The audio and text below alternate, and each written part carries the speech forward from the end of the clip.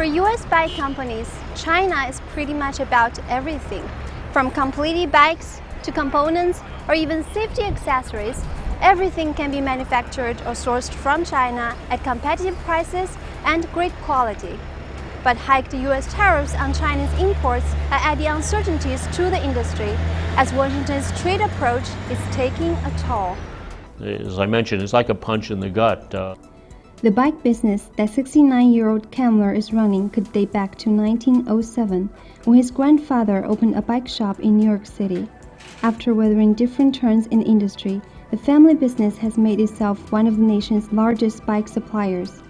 However, it has never dealt with heavy tariffs unnecessarily levied on the products key to business operation. We're paying for the tariffs. When we import goods, we have an automatic account with U.S. Customs, and once a month they automatically deduct the money from our checking accounts.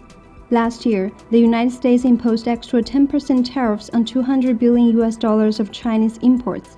That caused a 7.5% increase in Kent International's overall costs, leading to higher prices and a decline of about 5% in sales that fall. Amid wide opposition, the U.S. raised the tariffs 25% in May, triggering new concern that sales would further decline. We're concerned coming into the Christmas and the holiday season that this can hurt business. China is well known for its expertise in the bike industry. It has been the main source of supply for many U.S. companies for the past decades, contributing greatly to the stories of success.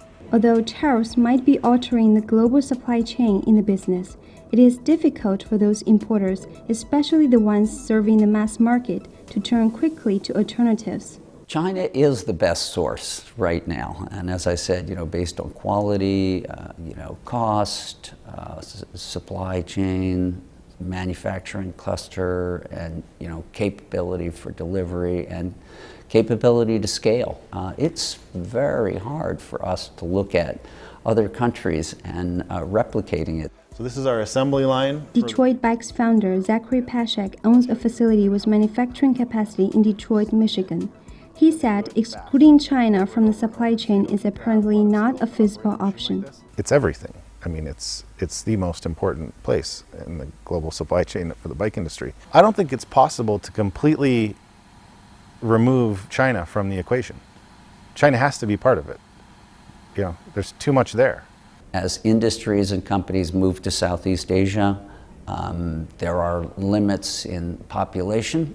As things progress, land costs are going up. Labor is starting to become an issue, particularly in the Southeast Asian countries.